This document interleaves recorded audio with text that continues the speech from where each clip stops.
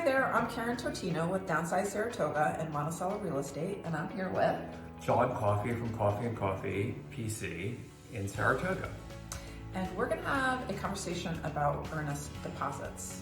So John's going to start us off and first explain what an earnest deposit is. So an earnest deposit is a small amount of money or a large amount of money that you would put down when you initially make your offer.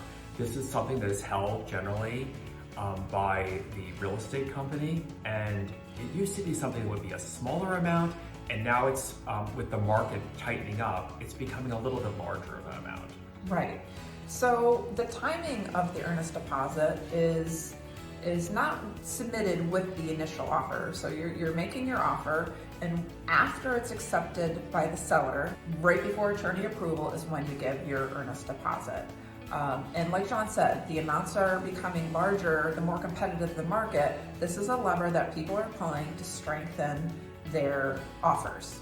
So John's gonna explain what are the conditions that potentially not get your earnest deposit back, and then there are conditions where you would. Right. So generally, when you're making an offer, it's submitted, you get an accepted offer, then that contract is sent to both sides, the attorney for both sides, and those attorneys do something called an attorney approval letter. And that adds some conditions to the contract.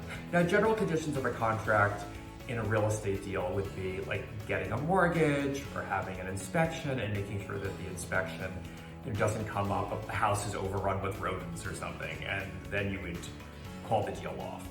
So what normally happens, that money's held, the process goes through, and then the minute that happens, you have to start acting in good faith.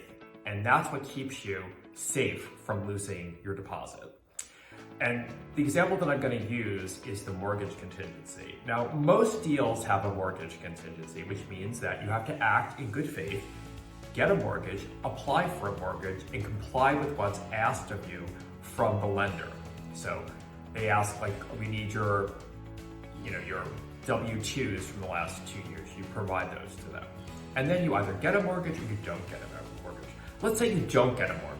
And that's one instance where a deal would fall through. Right. Now the money is being held in escrow, but it's contingent, meaning the deal only goes through if you get a mortgage. And if you act in good faith, you are likely to get your money back. So that's the best example I can. Right, and same with an inspection. So you have an inspection contingency. If something came up on the inspection that was a significant defect or problem, and the seller wasn't willing to remedy the problem or negotiate with you, you could back out of the deal and you would get your deposit back.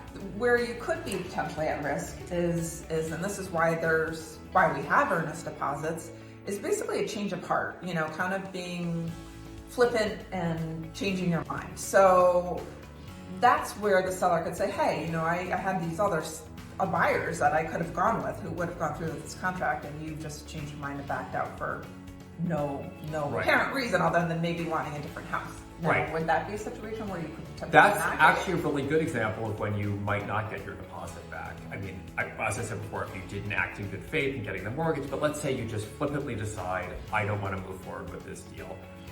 That's part of human nature, but there's a consequence to that. And the consequence to that the seller would be holding your deposit or asking the realtor to give you the deposit as damages.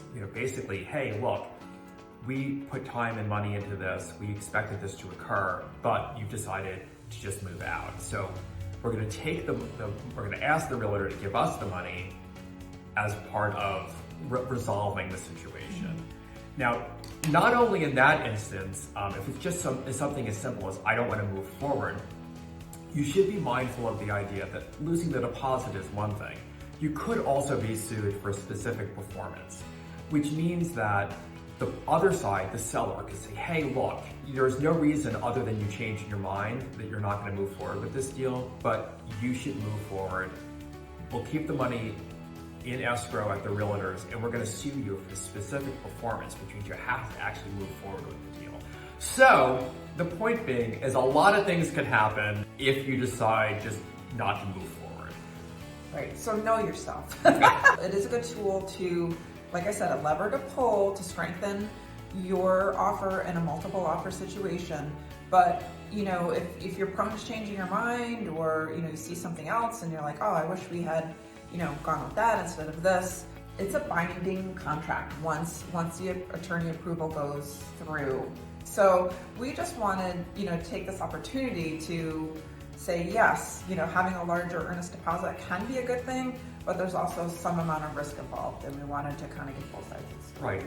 The important thing is that the underlying message is try to always act in good faith when you're moving forward with a real estate deal, and that will keep you safe. Because remember, you're putting a deposit down, and that's your plan to actually own that home.